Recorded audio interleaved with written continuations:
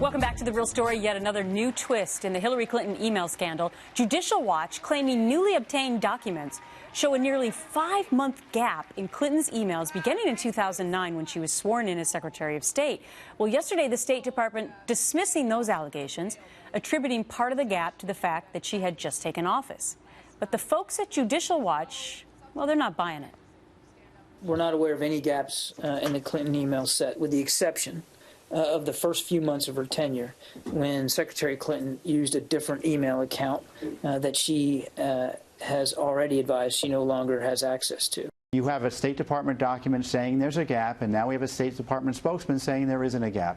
Who are you to believe? We're asking a court to issue some type of preservation order to make sure the alleged personal emails or other government records that had been turned over aren't destroyed by Mrs. Clinton. Judge Andrew Napolitano is a Fox News senior judicial analyst, and he's my guest today.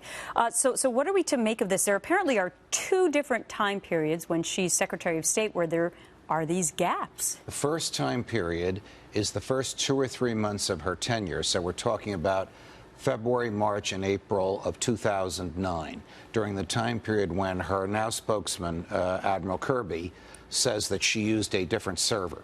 Now, we know that the young man, Brian Pagliano, who installed the server in her and her husband's home, did so in early February 2009. We don't know when they turned that server on and when she started to use it.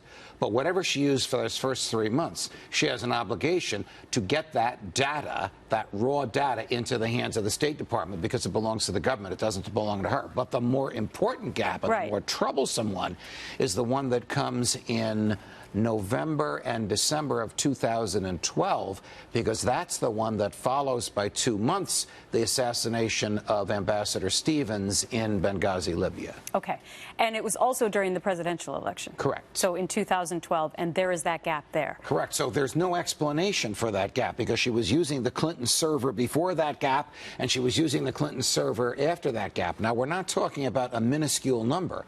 We're talking about a government official who, by her own acknowledgement, sent or received 15,000 emails a year. Right. So we're talking about probably 2,500 to 3,500 unaccounted for emails in that 2-month time period following Ambassador Stevens' death. Okay, Pagliano, the young man who set up her server, he's taken the 5th, but now he's apparently working on a deal for immunity. Okay, his lawyers have sent a letter to the lawyers for the Congressman Gowdy's committee and to the Senate Benghazi Judiciary Committee, correct, saying if he is called to testify and is put under oath against his will, he'll assert the Fifth Amendment.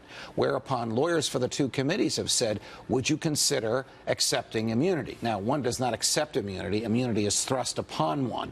But before they give somebody immunity, they want to know what he would say if he is immune. Interesting. So he is now in the process of telling them enough about what he would say without spilling all the beans, because he may not have immunity. Stated succinctly, he's negotiating for immunity by telling them what he will tell them under oath if he gets immunity. Okay. Judge, thank goodness you know how to explain all that. And it's highly entertaining and interesting. Thank you very much. Pleasure.